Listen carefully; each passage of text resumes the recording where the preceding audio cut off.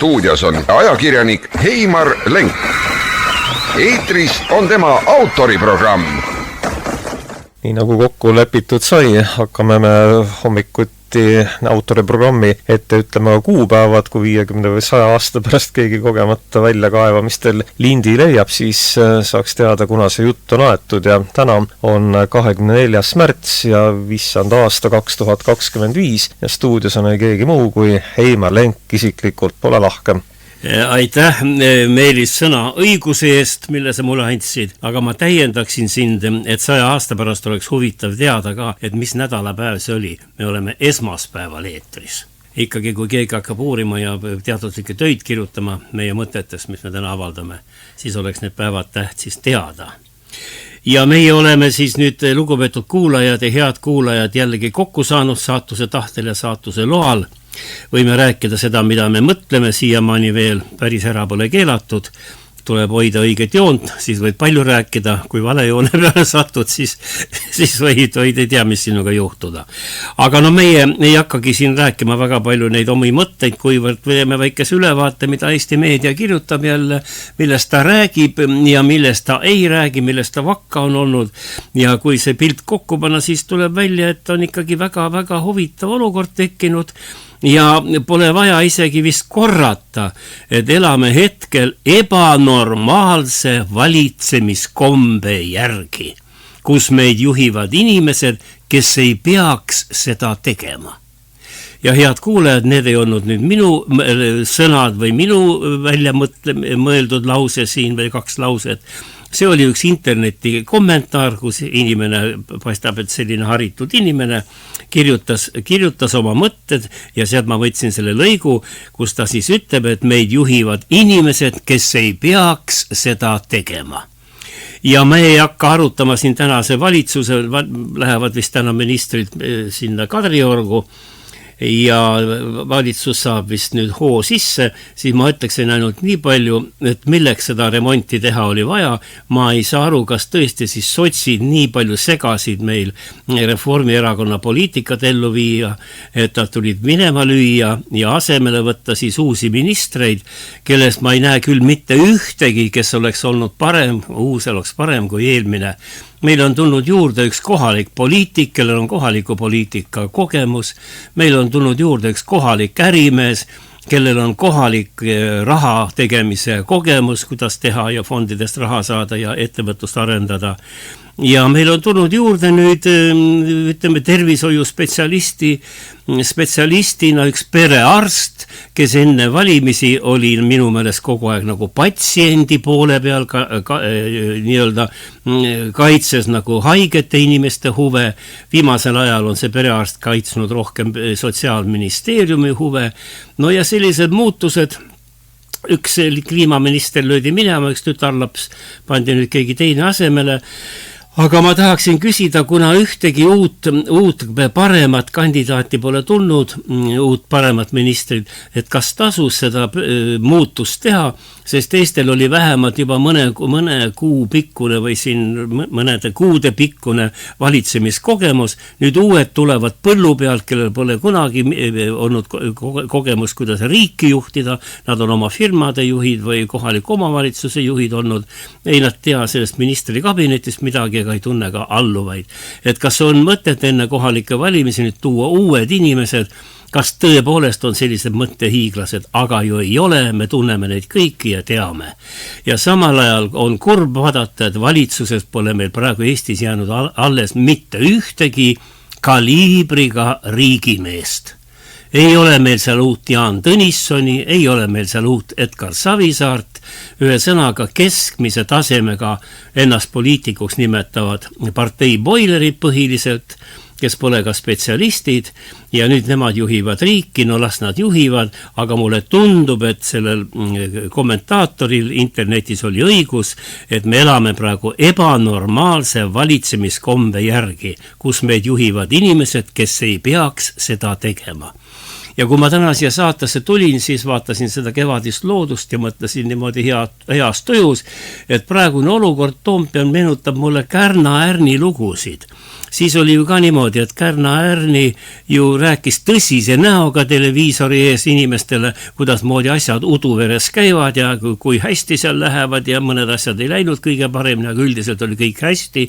Vaatas rahvas siis Sulev Nõmmiku tõsist nägu ja ise muudkui itsitas kodus siis televiisori ees õlut juues või mida keegi seal pruukis või sõi. Rahvas naeris, aga saatejuht tegi tõsise näo ja nii-öelda siis ka võimud ei saanud midagi sellele humoristile midagi öelda, sest ta rääkis ju südamest ja tõsist juttu.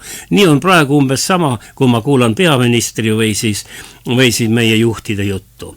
Aga interneti kommentaatorid tavaliselt ei eksi, ma olen tähele pannud, kuigi seal on väga imelikke kommentaare ja kommentaarium on kõvasti alla käinud sellega, mis oli siin mõned aastad tagasi, sest siis oli ikkagi tõsised inimesed võtsid sõna aeg-ajalt.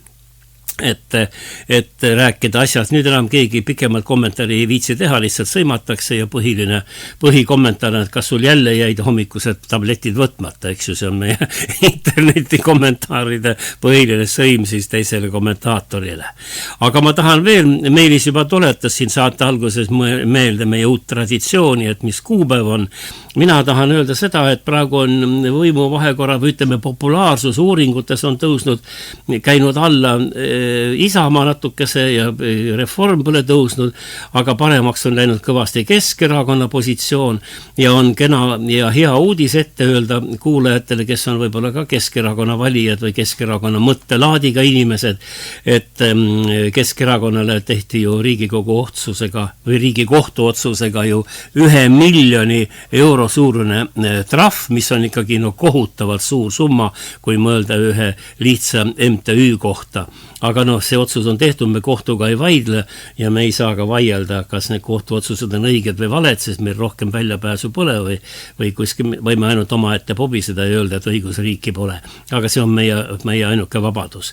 Aga meil on vabadus praegu Keskerakonda toetada ja praegu on juba 100 000 kusagil eurot on kogutud rahva raha, muide toetajate raha, väikese summade haaval, aga 10% trahvisummast on juba olemas, nagu siin Keskerakonna väljaanded kirjutavad.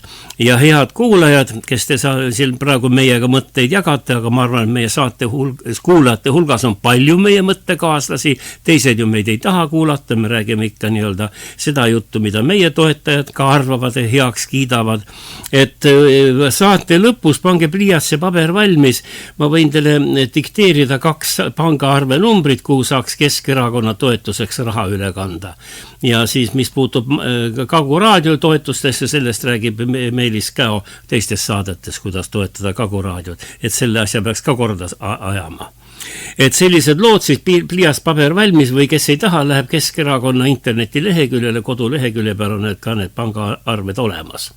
Ja veel Lõunaleht, mis on muide väga hea leht, ma vaatan siin ikkagi, kas ta nüüd üha paremaks läheb, aga ta on juba nii-öelda kestvalt heal tasemel kogu aeg. Seal on ka nüüd 13. märts ma vaatan, jah, on mul reklaam on lehes, kus on siis need panganumbrid öeldud ja et kuidas Keskerakonda toetada. Ja tuletan meelde seal oma reklaamis ka, et Keskerakond on alati tööinimese eest seisnud ja nüüd on aeg tööinimesele aidata ka Keskerakonda. Nii et aidakem nüüd aitajat. Ja elu läheb üha paremaks, kui ma loen neid numbreid, mis meedias ilmuvad. Et kõik läheb paremaks ja kujutage ette, meil on haigeid inimesi vähemaks jäänud, õigemini puuetega inimesi on 1000 võrra vähemaks jäänud, vana nimi oli neil invaliidid, nii et invaliide on vähem, no kas saab paremat uudist olla? Ja ma loen nüüd ette teile siis katke, mida ütleb Maarja Krais-Leosk. Tema on Eesti puuetega inimeste koja tegevjuht. Selline tõsise mõtlemisega naisterahvas, kes on kokku puutunud paljude hädas olevate inimestega. Ja tema ütleb siis niimoodi ja imestab muidugi selle ütlemise, mis ta kirjutas lehes, et 2 aastaga on Eestis 15 000 puuetega inimest vähem. Kujutage ette, 2 aastaga 15 000 invaliidi on vähem meil, no kõik ei ole ju ära surnud, see on ju selge, aga näete, riigi statistika on meil uskumatult kõrgel tasemel. Ma tsiteerin, hiljutise statistika kohaselt vähenes puudega inimeste arv 2024. aasta jooksul 8500 inimese võrra ja 23. aastal 7500 inimese võrra ja 2022. aastal 9100 inimest on nii vähem puuetega inimeste nimekirjades. No nagu ütleb siis Maarja Krais-Leosk, asjatundja ütleb, et tegu ei ole väikese kõikumisega, vaid kindla, selge sellise suunaga, mis on puuetega inimeste koja jaoks täiesti arusaamatu. Kuidas saab olla selline langus, et kui 2018 oli puudega inimesi 158 000 Eestis, siis nüüd 24 aasta oli 108 000. Nii et 58 000 on kuhugi kadunud või 50 000. No see on ikkagi naljakas. Ma ütleksin kurb naljakas, aga midagi pole teha. Midagi pole teha ja siin tuleb ka näide tuuakse, siin on Heinar Kivila, ta on ka lehes, see näide käis läbi, tema oli kõva mees, ta on ühe jalaga, jalg on amputeeritud tal, aga ta on südikas ja õiguste eest võitleja, saatis ajalehtes kirjad laiali ja lehes kirjutati tema kohta, nüüd ja statistika on selline, et see Heinar Kivila, tema ekspertarst, esimene arst otsustas, et temal enam ei olegi puuet. Ühe jalaga inimene ei olegi enam invaliid. No see on ikka tore uudis meil, eks ju. Ja selle siis tegi ekspertarst, kes tegelikult ei olegi enam arst, ta on lõpetanud arstiteaduskonna mitukümmend aastat tagasi ja nüüd on, ma ei tea, siis kuidagi seal siis saanud selleks eksperdiks, kes pole arstipraktikat kaua aega enam viljelenud ja küsitakse, et miks meil on lubatud sellised ekspertarstid ja nüüd tuli siis uus ekspertiis, pandi siis korralikud arstid vaatama seda asja ja selgus, et sellel mehel ei ole mitte ainult puue, vaid talle määrati raske puue. Nii et esimene arst ütles, et puuet ei ole, sa ei ole invaliid, aga teine arst tuli ja ütles, et sa oled raskelt haige invaliid. Vaat niimoodi on. Ja ma tuletan meelde ajaloolise tõe huvides, et ka näiteks kui Edgar Savisaar käis oma kohtusaagat ja temale tehti ka ju seal ekspertiise, et kas ta on, kas tema üle võib kohut mõista, et kas ta on nagu tervis peab vastu, siis Edgar avaldas arstide nimekirja, kellest üks ainult ei olnud, aga ülejäänud kõik olid patoloogid. See tähendab seda laibaarstid, nagu Edgar ütles, et mulle määrati laibaarstide komisjon, kes pidi otsustama, kas ma võin minna kohtusse või ei või minna. Või minu üle siis kohut mõista. Ja sellised asjad on meil toimumas, toome jälle Rahva Häält meie saatesse ja Rahva Hääl kommentaator ütleb meile internetis. Eesti riigil on alati raha olnud Boldi firma maksusoodustusteks. Tal on raha 100 000 ukrainlase jaoks. Tal on raha Ukraina toetamise jaoks. Tal on raha relvade ja rakettide ostmise jaoks. Ministrite palgatõusu ja preemiate jaoks. Tal on 2,6 miljardit raha olnud valmis ventilaatorite. No ta peab silmas siis neid tuulikuid, energiatuulikuid. Aga kui on vaja omadele inimestele, haigetele juurde maksta, aidata neid, siis läheb, ja nüüd ta ütleb, pettuse teel võimu haaranud huntal ja nende poolt kukeks tehtud truualamlikel alluvatel kohe seakisa lahti, et pappi pole ja pappi ei tule. Selline oli interneti kommentaar, ma panen teise veel siia juurde. Teine mees ütleb niimoodi selle olukorra kohta, puudega inimeste elu kohta. Reformierakonna juhitud Eestis juhib inimesi pidevalt, juhitakse niimoodi, et pimedad saavad nägijaks ja jalutud hakkavad käima. ja sotsiaalminister Riisalu, see on 3. kommentaar, mille ma veel ette loen, kuna teema on niivõrd ju tõsine ja niivõrd hell ja niivõrd tähtis ikkagi inimeste tervis ja elamisviis ju, katsu elada siis ühe jalaga, kui raske sul on olla. Ja siin ma toon veel ühe selle kommentaari selleks puhuks ja üks ütleb siis niimoodi, üks internetilugeja või kirjutaja. Sotsiaalminister Riisalo on väga võimekas imetegija. Ta on tõeline imetegija. 2 aastaga nii palju inimesi näpuliigutusega on ta terveks ravitsenud. Ta on ju uus naissoost Jeesus Kristus. Vaat nii arvad kommentaatorid ja meie kuulame siia juurde, mida Riisalo ütleb, et tema ütleb niimoodi, et homme läheb kõik paremaks.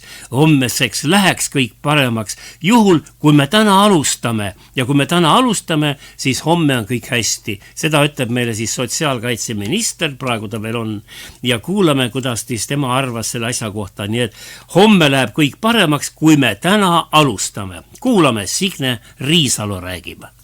Kui me nendele küsimustele ja muredele ei oska vastata täna, siis homme on tegelikult juba hilja. Ja mida me kõik tahame oma vanematele, iseendale ja lõpuks ka oma lastele, on ju see, et me kõrge eani elame võimalikult tervelt, võimalikult kaasatult ühiskonda, võimalikult avatud silmadega ja elu nautides. Ja siin nüüd üks kommentaator, ma meenutan, ütles siin mõni hetk tagasi, mille ma ette lugesin, et meil on valitsus, ta nimetas seda e-pettuse teel võimu haaranud huntaks. Ja ma tahangi meelde tuletada, head kuulajad, me praegu laialt räägime nendest mitte e-valimistest, vaid räägime laialt, et oleks vaja erakorralisi valimisi. Nii EKRE kui Keskerakond on selle ettepaneku on teinud ka Isamaa, Reinsalu on sellega välja tulnud, Lõunalehes on viimases tema pikk artikkel sees selle kohta, et oleks vaja erakorralisi valimisi. Mina omalt poolt täiendan, et tõepoolest oleks vaja erakorralisi valimisi, kuid ainult, hea rahvas, hea kuulaja, ainult ühel tingimusel. Kui me teeksime need erakorralised valimised tavalisel kombel, paberhääletusega, ainult nende kastidega ja siis valimisjaoskonnas ja ilma e-hääletuseta, et patsiga poisid ei saaks valimistulemusi nii-öelda keerata sinna või sinna poole, kuidas neile parem tundub olevat. Et teeks tavalisel, traditsioonilisel kombel need valimised ja vaatame, mis siis erakorraliste valimiste tulemusel juhtub, kes siis võimule saavad, kes siis hakkavad riiki juhtima, nii et e-valimisi oleks vaja, erakorralisi valimisi oleks vaja, aga ainult ilma e-valimisteta. Ma isegi eksisin natuke, mitte e-valimisi pole vaja, vaid e-valimistest on vaja loobuda ja teha siis erakorralised valimised ilma e-hääletuseta. No kas me elame nüüd normaalse ja targas riigis, nagu üks kommentaator ütles, et me ei ela seal, igal juhul näitavad nüüd praegu turu-uuringud, et asjad on ka natukese muutumas, kõrgel kohal Isamaa, esimees Reinsalu on siis, eks ju, et nende toetus on hakanud langema ja nagu ütlevad siin arvajad, eksperdid, et see võib niimoodi ka jätkuda ja üks kommentaator ütleb Isamaa kohta praegu, kes on nüüd mitmeid kuid esikohta ja kõrget toetust nii-öelda nautinud, ütleb siis Isamaa kohta niimoodi, et see on üks ülejooksikute erakond, et Isamaad ei saa ma kunagi valida, sellepärast, et igal erakonnal peavad olema oma väärtused, Isamaa neid väärtusi pole, kuna võetakse vastu ülejooksikuid. Ja nüüd see kommentaator ütleb, et näiteks Jüri Ratas puges Reinsalule naha alla, et saada Brüsselisse ja pugejalikul moel, seega tal õnnestus. Enne Keskerakond ja siis Isamaa, et see pole ju normaalne minna üle oma konkurendi parteisse. Ja ütleb siis niimoodi, et neid ülejooksikud on teisigi palju, no kuulajad teavad nende nimesid, kes Keskerakonnas kõik Isamaasse läksid. Et see partei ei ole valimistel väga võimekas, sellepärast, et valijad ei pruugi seda heaks kiita, neid suuri pereheitmisi ja kõiki ülejooksikuid enda Isamaa parteisse kutsuda Reinsalu poolt. Et see pole hea. Ja nüüd ongi niimoodi, et Isamaa Isamaa toetus langes natukese ja selle Reformierakonna oma vist natuke pügala võrra tõusis, aga miks ma selle juttu räägin, sellepärast, et Keskerakond tõusis järsku 3. kohale. Ja linnarahva seas, ma pean silmas nüüd linnarahvas, niimoodi öeldakse uurimuses, on peaministri kandidaatidest 2. kohal juba Mihhail Kõlvart. Tema on 2. kohal, rahvas tahaks teda peale Reinsalu näha teda peaministrina. Ja siis see praegune peaminister on kaugemal, no maal teatakse Kõlvartist natukese vähem, aga üldarvestuses on tema ka 3. kohal, nii et esimene on Reinsalu, siis on praegune peaminister Michal ja siis tulebki Keskerakond 3. kohal. Nii et siis Kõlvartile paistab olevat suurt lootust ja sellepärast ma arvan, et ma ise mõtlesin, et miks see niimoodi on, aga tuleb välja, et tema rahulik kõnemaneer ja hulga laiem filosoofia kui praegustel juhtidel, kes istuvad valitsuses, et tal on see filosoofia hulga laiem, tal on väga läbimõeldud väljendid, väga läbimõeldud need mõtted ja kristliku Raadio 7 on meil kristlik raadio, ma ei tea, palju inimesed kuulavad seda, väga huvitav raadioprogramm ja selle eetris on ka siis üks Keskerakonna maailmavaadet väljendav saade ja seal Kõlvart ütles otse välja, et Euroopa ja Eesti elavad praegu minevikus. Nad ei suuda nagu kaasajaga, mis Ameerikast alguse sai, suured muutused said alguse, et Eesti ja Euroopa ei suuda nendega kohanduda ja ei suuda ajaga kaasas käia ja USA ja Trump seda teevad ja Trump tahab, või Trump siis, eks ju, tahab, et Ameerikal ehk tema riigil ja rahval läheks hästi ja selle nimel ei karda Trump muutab ideoloogiat isegi, rääkimata poliitikast ja isegi läheneda ka Venemaale. Aga tuleb tunnistada, et Euroopa Liit on hetkel ennast näidanud suhteliselt nõrgana, otsustamisvõimetuna ja lõhestatuna. Seda räägib nüüd Mihhail Kõlvart ja me võime kuulata katket tema intervjuust, mida ta või õigemini saatest, Raadio 7 saatest, Usu raadio saatest, kus Kõlvart siis rääkis suurest poliitikast. Kuulame. Jah, need erakorralised valimised põhiseaduse alusel on kahjuks nagu suur küsimus. Aga sisuline vajadus on tegelikult olemas ja sisuline ootus ühiskonnas on olemas. Et praegu on see murdepunkt, kus tuleb teha ja otsustada teismoodi, praegune poliitiline eliit seda ei suuda teha ja kui midagi ei muutu, siis otsused, mida praegu võetakse vastu, hakkavad mõjutama meie elu veel palju aastaid. Et tegelikult see on täna murdepunkt, rääkimata sellest, et võib-olla mõni kuu pärast tuleb vastu võtta juba operatiivseid otsuseid, lähtudes sellest, kui kiiresti maailm muutub. Vaata, ma arvan, et meil on kõigile selline illusioon, et midagi juhtus siis, kui Trump oli valitud. Et siis kõik läks teistmoodi. Aga tegelikult põhimõtteliselt suured riigid alati räägivad omavahel läbi ja vajadusel ka lepivad kokku. Ja see on selline üldine teadmine, millega kahjuks ei arvesta või ei arvestanud Euroopa ja ka meiega sellega ei arvestanud. Meie lähtusime sellest, et meil on suur liitlane, suur kaitsja ja see nii on.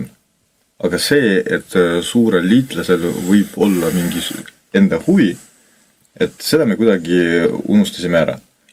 Ja tegelikult ma olen kindel, et see, mis praegu toimub, et Ameerika räägib Venemaaga otse läbi Ukraina saatusest, see ei ole esimene etapp. Et see ei ole nii, et Trump oli valitud ja siis mõni päeva pärast toimuvad läbirääkimised. Ma olen kindel ja tegelikult sellised signaalid tulid ka varem, et läbirääkimised käisid veel Bideni ajal ja täna lihtsalt tuli Trump, kes seda ütles otse välja, meil on huvid ja me räägime läbi otse. See on üks asi, millega tegelikult tuleb alati arvestada, et suurtel riikidel on suured huvid ja see väärtuspõhine poliitika ei ole unustatud, vaid seda kunagi ei olnud tegelikult suuremas plaanis. Ja teine aspekt on see, mis praegu Euroopas toimub. Et meil ei ole süsteemset sellist liitu, mis oleks võimeline operatiivselt midagi otsustada ja ka ennast kaitsta. Ma arvan, et me peame sellega arvestama. Me võime praegu rääkida sellest, et Euroopa Liit on ka tugev, et saame hakkama ja me praegu kiiresti tuleme kokku, midagi otsustame ja nüüd meil on alternatiiv, ma ei tea, Ameerikale või NATOle. Ei ole. Et me tegelikult täna vähemalt me peaksime seda tunnistama, et Euroopa Liit ei ole suuteline midagi operatiivselt otsustada ja Euroopa Liit ei ole ühtne. Ja tuleb öelda, et Kõlvartil on õigus, kui me vaatame Euroopa Liidu tegevust viimasel ajal, viimastel nädalatel, siis torkab silma, et tõepoolest seda ühtsust ei ole ja eriti välispoliitika alal ja seal kahjuks tuleb nimetada või kahjuks tuleb tunnistada, et üheks peasüüdlaseks on ka meilt siit Maarjamaalt pärit Euroopa Liidu välispoliitika juht Kaja Kallas, kes praegu, ma eile õhtul veel lugesin YouTube'i kommentaare ja vaatasin seda Euronewsi kanalit, siis ma ütleksin niimoodi, et ma ei taha nüüd liialdada, aga need leheküljed kubisevad kriitikas Kaja Kallase arvel. Ja mäletame, et see kriitika algas peale juba märtsil, 17. märts oli, kui Frankfurter Allgemeine, Saksamaa suur ajaleht ja ei saaks öelda, et see oleks kollane ajaleht, ikka tõsine ajaleht, kirjutas halastamatu karmi loo Kaja Kallase läbikukkumisest välispoliitikas. Ja seal toodi näiteks see esimene läbikukkumine oli see, kui Ukrainale Kaja Kallas tahtis kohe anda 40 miljardit eurot toetuseks Euroopa Liitu siis riikide poolt kokku kogutud raha näol, aga see põrkas kohe see idee vastu seina raginaga ja mitte ainult seal see siis Ungari oleks vastu olnud, millega me juba oleme harjunud, või Slovakkia, aga Kaja Kallasel astusid otse vastu Prantsusmaa, Itaalia, Hispaania ja Portugal, Euroopas suured riigid ja Kallas sai ma ütleksin tõepoolest suure kriitika osaliseks ja isegi Berliin oli tema vastu, ütles, et seda raha me kokku ei saa ja seda ei tohi anda nii suurt raha, üldse mõelda sellisest rahast praegu, kuidas nad täpselt rääkisid. Ma ei tea, aga kõik need diskussioonid on YouTube'is üleval, igaüks võib neid vaadata, kuulata ja see oli siis selline märkimisväärne langemine Kaja Kallase jaoks ja siin on Allgemeine kirjutab niimoodi, et Kallas on vaid mõne kuuga suutnud võõrandada peaaegu kõik Euroopa Liidu suuremad tegijad ja isegi endise Bideni administratsiooni kõige karmimad liitlased on Kaja Kallasest eemale tõmbunud. Ja muidugi näiteks tuuakse see, kuidas Kaja sõitis siis Ameerikasse Marco Rubioga, Ameerika välisministri või riigisekretäriga kohtuma ja kuna ta oli enne seda just rumala peaga oli kritiseerinud Ameerika välispoliitikat, siis kohale jõudes Ameerika mandrile kuulis ta järsku, et tema kohtumised on tühistatud ja Rubio ütles, et ajakava on muutunud, ei ole seda vaba aega, et Euroopas kohale lennanud, kujutage ette, see on terve operatsioon, lennata üle ookeani ja elusalt kohale jõuda ja siis öeldakse sulle, et välisminister ei võtagi sind vastu ja Ameerika välisminister, aga tema Kaja Kallas on Euroopa Liidu 500 miljonit elanikku, eks ju, välisminister ja ühesõnaga ei tulnudki välja ja ükski teine kõrgem ametnik ka Kaja Kallasega ei kohtunud. Meie meedia sellest natuke kirjutas pisut, aga täielikku pilti sellest ei antud. Ja tuligi saba jalga vahel, tuli ta Euroopasse tagasi ja edasi oli järgmine asi, et Kaja Kallas tahtis siis, et kuna 40 miljardit läbi ei läinud, tegi uue ettepaneku, et teeme nüüd 5 miljardit Ukraina toetuseks ja ostame selle eest 2 miljonit mürsku. Ja ka see lendas ettepanek läbi. Prantsusmaa ja Itaalia olid kohe vastu. Ja nüüd tuli juba kriitika Kaja Kallasele ka Politico ajakirja poolt, see on tõsine poliitiline ajakiri, loetakse vähemalt. Ja seal siis kõvasti teda kritiseeriti ja seal öeldi niimoodi, ma tsiteerin, Kaja Kallas tuli fanaatiku, mitte strateegina. Nüüd saab ta teada, et tõelised Euroopa võimumaaklerid lasevad tal hea meelega tuult keerutada üles, aga mitte otsuseid teha. No vaat sellised siis tulevad uudised sealt ja öeldakse, et Kaja Kallas oskab ainult Venemaad kritiseerida, muud ta ei tunne. No mina omalt poolt siin kritiseerima ei hakka, ma lihtsalt loen, mida lehed kirjutavad.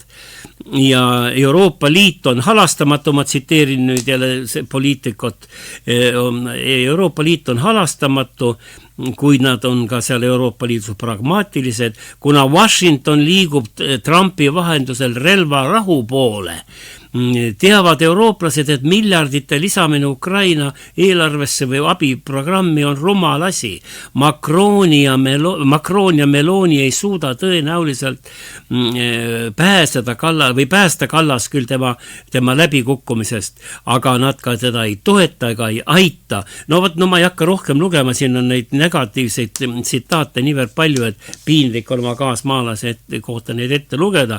Igal juhul ma ei ole halb prohvet, aga ma ütlen seda, mida kirjutab YouTube, igaüks võib neid kommentaare lugeda seal ja seal on ikkagi tõsised eksperdid, mitte niisama seal need, kellel on hommiku tabletid võtmata, vaid ikka tõsised mehed kirjutavad ja praegu käib siis nii-öelda tagatubades käib vist juba uue kandidaadi otsimine Euroopa Liidu välispoliitika juhi kohale. No saab näha, need ei ole minu sõnad, ma räägin, mida sotsiaalpoliitika arvab. Ja siit me tuleksime, kuna siin ma tsiteerisin Saksa ajalehte siin viimati, siis tuleks kohe ka Saksamaale korraks ja hoopis Saksamaale ajaloo nii-öelda, kuidas öelda, läbi ajaloo prisma ja nimelt eelmisel nädalal me ju kuulsime vapustavat uudist, praegu Jüri Estam oli siin meile heitel, meie vabadusvõitleja ja Jüri Toomepuu, et Trump otsustas Ameerika hääle saated lõpetada ja otsustas ka siis Vaba Euroopa või Vabaduse raadio saated kinni panna.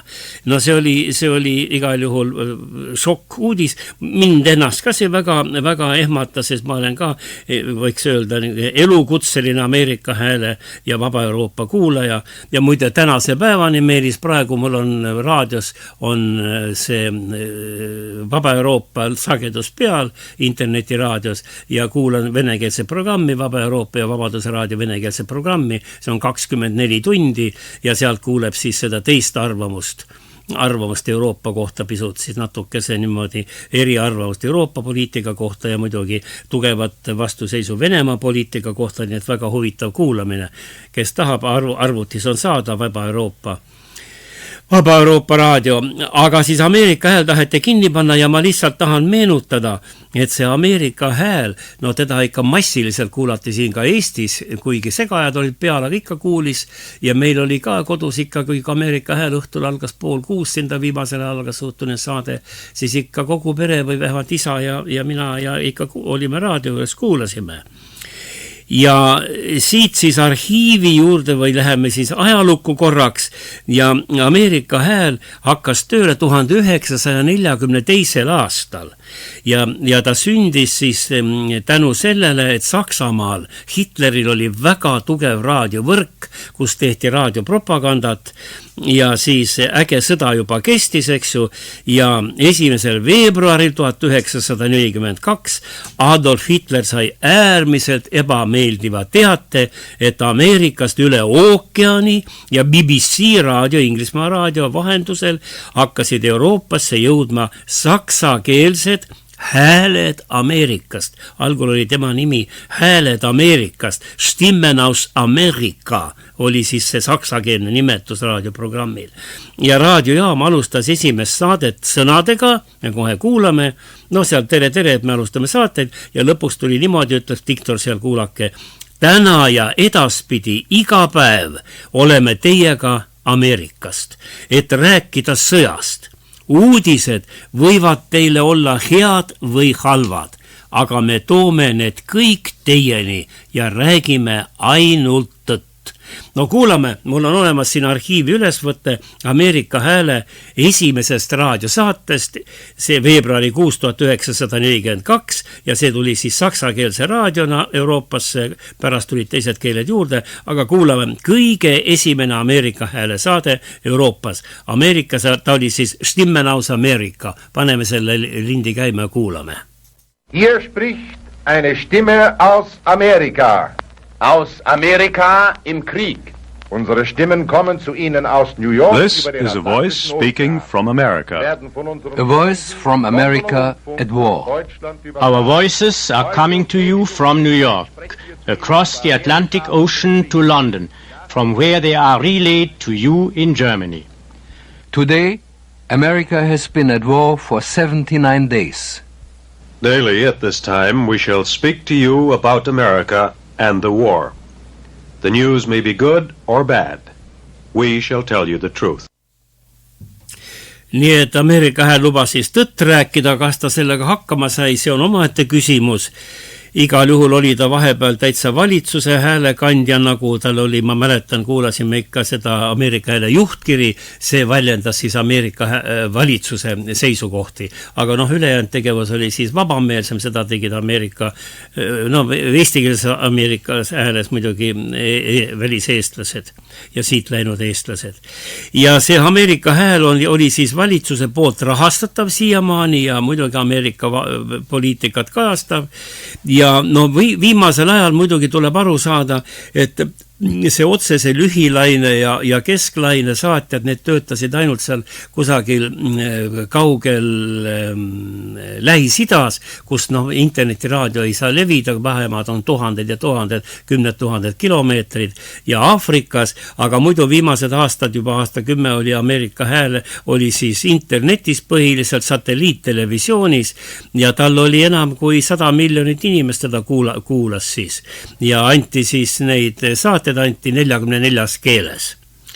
Ja veel siia juurde võib-olla kuulajad huvitavad, et 53 aastat Meelis oli järjest eetris ka raadiojaam Ameerika Hääl eesti keeles, Eesti toimetuse poolt. Ja see alustas tööd 1951. aasta kevadel, 51 kevad ja proovisaated olid ja esimene päris saade tehti 3. juunil 1951. Teine kord võib-olla me räägiksime pikemalt sellest Ameerika Hääle eestikeelsest saadetest, tähendab, ta on niivõrd huvitav, aga praegu lihtsalt läbi aegade tegid seda Voice of America eestikeelseid saateid, näiteks tuntud nimed, kõik kirjanikud ja poliitikud, Pedro Krusten, Ilmar Külvet oli väga laialda tegija, Ilmar Mikiver oli kultuuriinimene ja kirjanik ja kõik, ma mäletan tema häält hästi, Harri Tiido oli Ameerika Hääles tööl, praegu on ta Eesti raadios, Markus Larsson Eesti televisioonist, ta siin meil põgenes ja läks sinna tööle, Tiina Park oli seal tööl viimasel ajal, Neeme Raud, ja mitmed teised.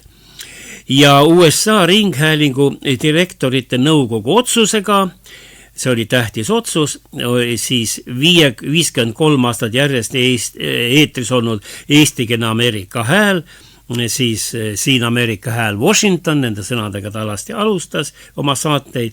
Viimane saade oli eetris 27. veebruaril 2004. Ja need saated lõppesid ja praegu seda Ameerika Hääle saated lõpevad alati ka sellise lõpusignatuuriga, et siin Ameerika Hääl, signaal sulgub, this is the voice of America shining off ja sama signaaliga lõpetatakse nüüd lähipäeval ka kogu Ameerika Hääle tegevus. Me kuulame korraks seda saadete sulgemise signatuuri, see siis lõpeb ära, shining off ja edasi tuleb eetris suur tühjus, mis hakkab kestma siis ei tea kui palju aastakümneid või aastasadu.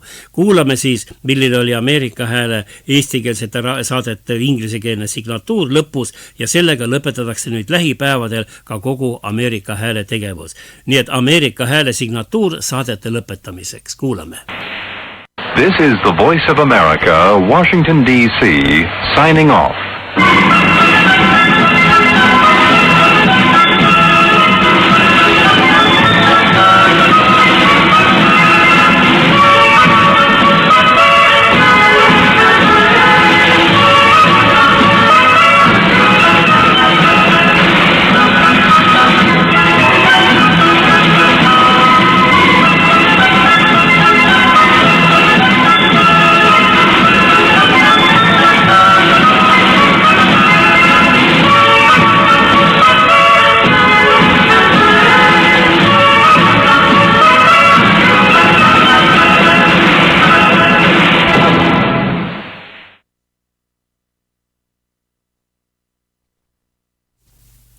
nii, selline vaikus tuli eetrisse, meie saame veel täna jätkata saatuse lahkel loal ja nüüd on niimoodi, mul istub siin üle laua mikrofonide ees ja pulli ees Meelis ka on ja Meelis, nüüd ma küsin su käest, teeme siis ajude sellist trenni hommikul natuke. Mis asi on uudiste kõrbed või uudiste kõrbed? Oled sa kuulnud? Mina pole varem seda sõna kuulnud, aga nüüd sain teada. See on esimene kuulmine, aga ma mõtlen, et võib-olla koht, kus uudised ei levi, et suur uudiste puudus on, kuigi ma ei tea, kas maakera muna peal sellist kohta üleüldse praegusel ajal võiks eksisteerida. No sa oled tõele lähedal, aga see vastuse teine pool läks rappa, et maa peal ei eksisteeri. Üks koht, kus uudiste kõrb eksisteerib, on Eesti Vabariik. Tuleb välja. No jaa, aga siin uudiseid on, aga mitte võib-olla sinule meelepäras. Küsimus ei ole mitte meelepärasuses, aga küsimus on selles, kas uudis on õige ja kas uudis räägib tõeselt sündmustest räägib või räägib niimoodi, et alustab 2-3 lauset ja jätab teise poole ütlemata. Aga veel kõige suurem patt on see, kui uudist üldse ei toodagi eetrisse. Ja selle teema tõstis üles meie ajakirjanduses, mina ka polnud varem seda tähele pannud. See on News Desert, on see News Desert kirjutatakse, on uudiste kõrb. No ma ei tea, mina pole kuulnud, aga siis, kui me pole kuulnud, ei ole siis veel maailmas asi kadunud. Ja see on siis see piirkond, ma nüüd tsiteerin, kus inimestel pole kvaliteetset ajakirjandust või laiemalt usaldusväärset ja faktiliselt kontrollitud infot. See tähendab seda, et piirkonnas pole sõltumatuid ajalehti, raadiojaamu ega muid usaldusväärseid uudiseallikaid, mis kajastaksid kohaliku regiooni sündmusi, poliitikat ja kogukonna jaoks olulisi teemasid. Nüüd ma küsin su käest, kas mitte Eesti ei ole selline koht, kus ei ole meil sõltumatuid ajalehti, raadiojaamu ega uudiste allikaid sõltumatud. Võib-olla sinu raadiojaam on üks väheseid sõltumatuid. Sa saad ju enam-vähem ikka panna seda, mida sa tahad, ma saan aru. Isegi mind kutsuda ja. Isegi sind, jah. Vikerraadio ei saa lubada enam niisugust kallist meest kutsuda, aga Kagu-raadio võib seda endale lubada.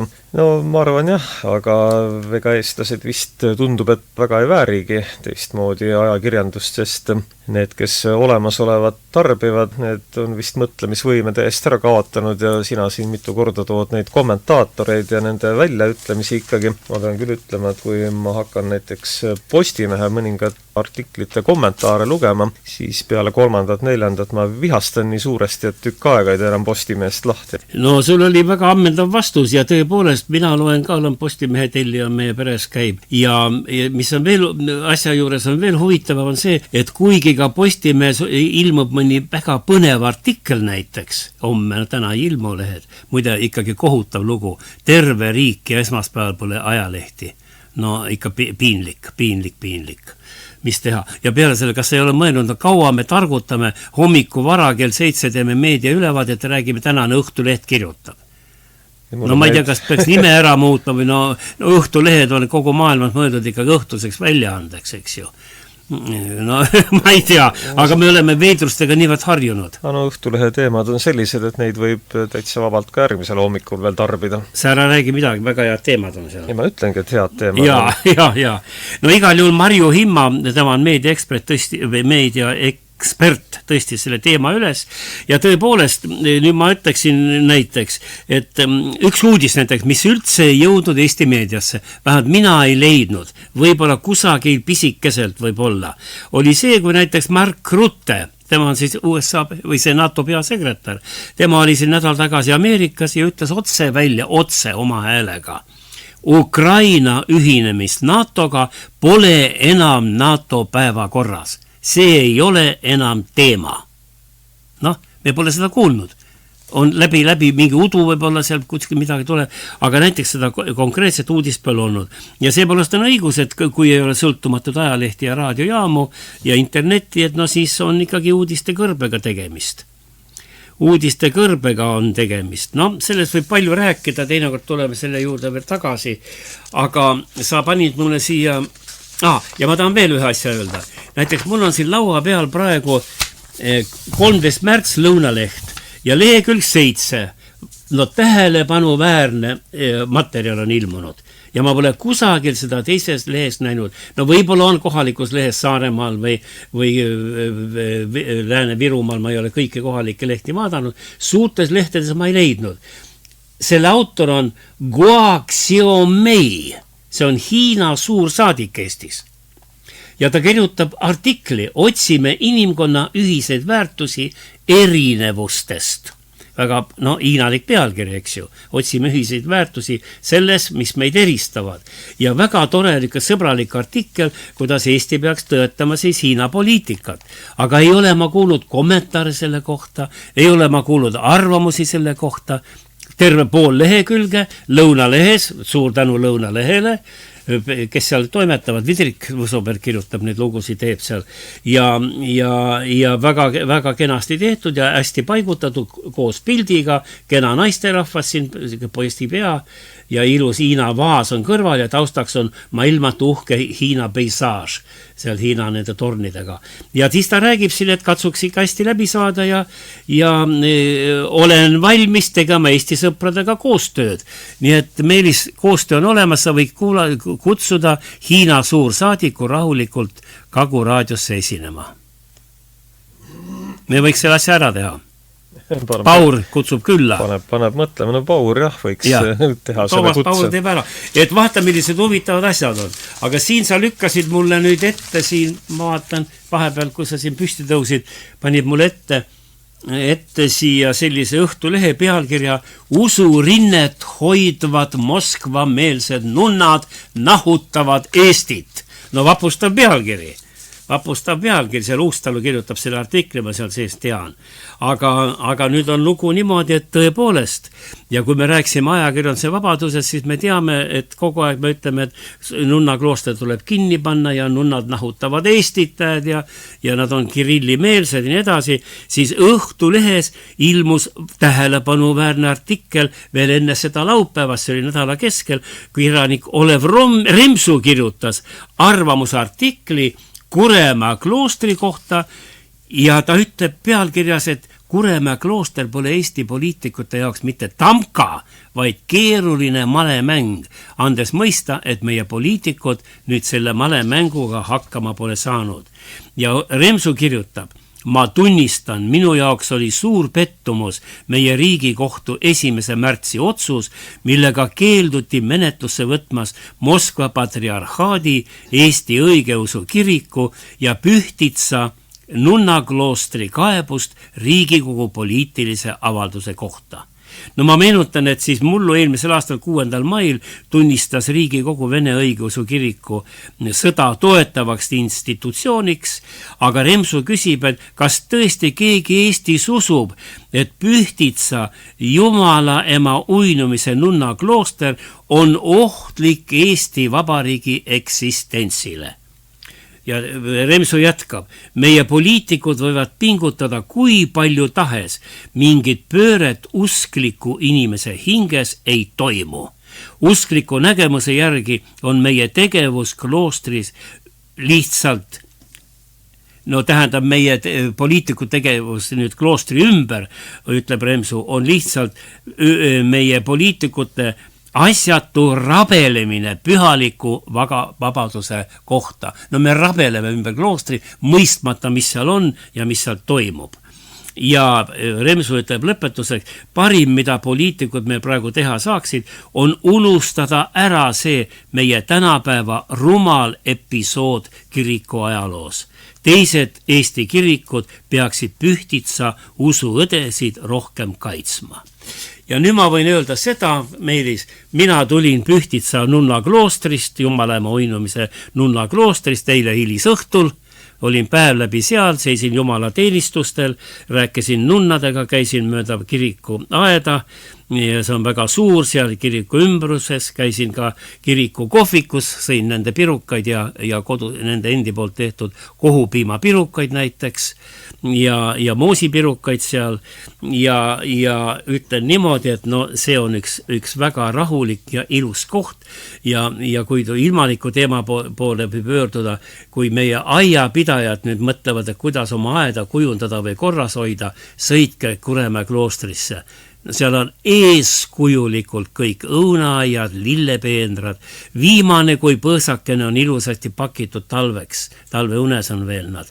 Kõik on hoolikalt, killust, tänava, kuidas nüüd öelda, see kõnnitee kiriku ees, harjadega hommikul pühitakse harjaga puhtaks ja nunnad on rõõmsanäolised, igaühega hea meelega räägivad, palju on noori, puhtad eestlasi on seal ja rääksin eesti keeles juttu ja vene keeles ja nunnade, suurem osa nunnasid ikkagi ka räägivad eesti keeles, kui juurde astud ja nii, et rahulik, ilus, hinge kosutav klooster on meil olemas, ta ei ole küll maailma suuremaid, aga üks omapärasemaid ja tema asustati muide 1891.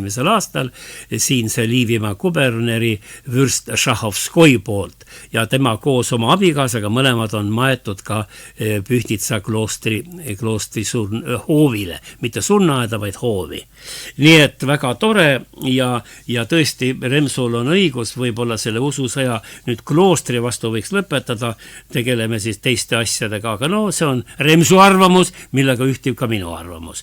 Lihtsalt, kuna see usu teema tuli üles, kuulame hetkeks nüüd väikest helipilti Pühtitsa kloostrist, see on siis Pühtitsa Jumala ema uinumise nunnaklooster, naiste nunnaklooster on see siis ja kuulame selle kellasid ja natuke ka nunnade laulu kiriku saalis.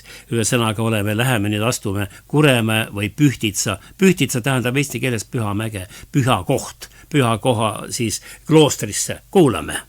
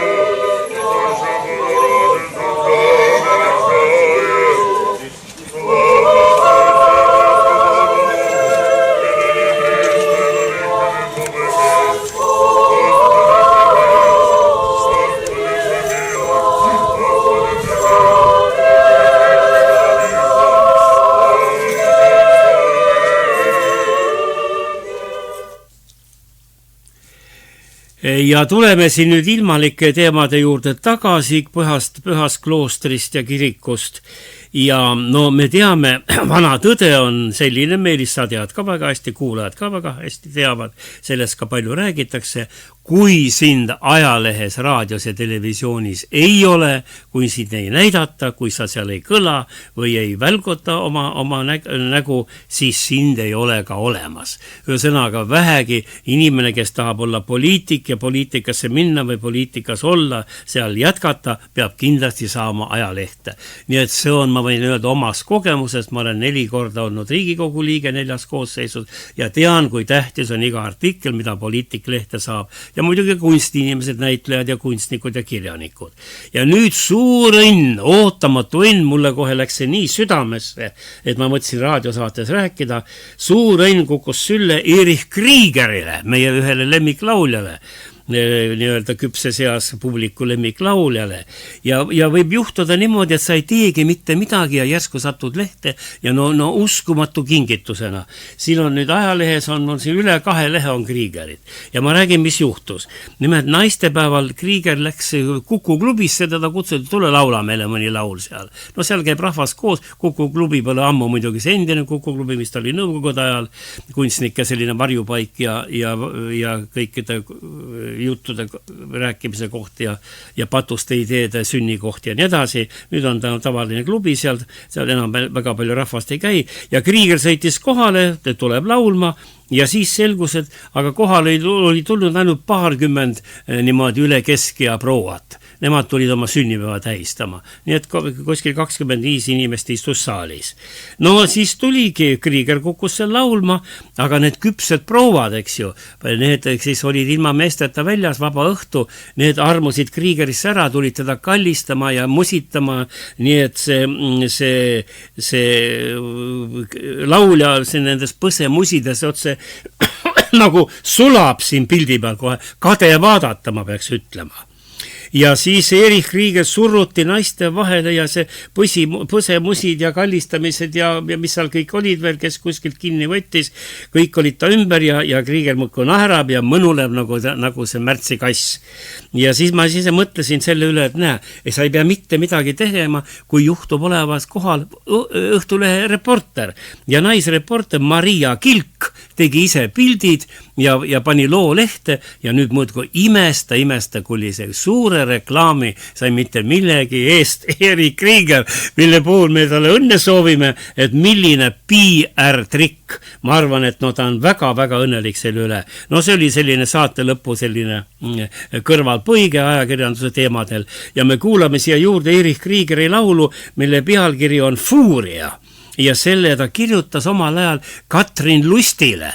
Katrin Lust oma saates Kuu uurija näitas, kuidas Krieger tegi selliseid näotuid tegusid ta ütles küll, ta polnud purjusega, kes teab, aga tegi seal kuskil põsate vahel ja oma kodu ümber ja autoga vist sõitis valesse kohta ja ühesõnaga sai ühe kriitilise loo ja siis Erich oli hirmus vihane, tuli koju, sai vihaseks ja veel vihasemaks, istus maha ja kirjutas laulu Fuuria ja nüüd meil saade hakkab lõppema, kuulame siis, kuidas tuntud laulja südamest kirjutas laulu ilusale ja meie poolt arvastatud teletähele Katrin Lusti kohta ja selle loo pealkirjaks on pandud siis Katariina Tust, mitte Katrin Lust, vaid Katariina Tust. Kuulame Fuuria laulu ja soovime kõigile ilusat kevadet meie kuulajaile. Kui saatus lubab, siis me tuleme jälle, aga nüüd ma loen ette 2 numbrit, 2 pangaarvet.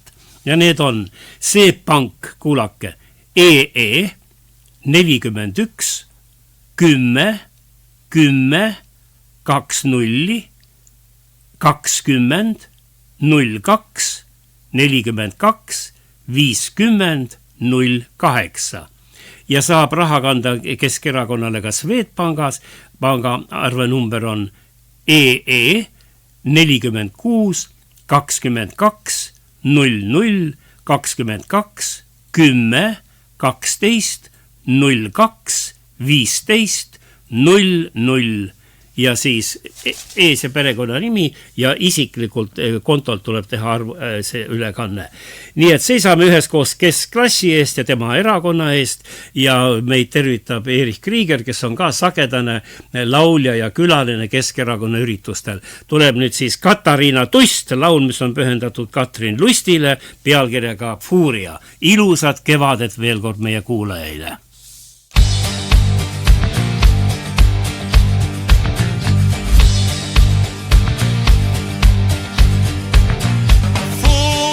Katariina Tust uurib elu, mis on armastus, vaatab sulle silma, kaunilt naeratab, oled iga mehe unistus. Vaatab sulle silma, kaunilt naeratab, oled iga mehe unistus. Fuuria Katariina Tust, meeldib tema arm ja lust. Lustiga ta sõidab üle süda südame, müstika on tema käte sees. Lustiga ta sõidab üle südame ja müstika on tema käte sees. Uurijal veeli bakanal, uurija hingel bukanal. Uurija Katariina Tust uudistab ja kiidab igat kust. Tuleb sinu juurde, hüllalt soosistab, ole minu ohver pakossa. Tuleb sinu juurde, hüllalt soosistab, ole minu ohver pakossa. Uurija Katariina Tust, hoia ikka tema lähedust. Hoia teda õrnalt, muidu plahvatab, uuritab ja uuritab. Hoia teda õrnalt, muidu plahvatab, uuritab ja uuritab. Uurijal veeli bakanal, uurija hingel bukanal, bukanal. Oh, oh, oh, bakanal, bukanal.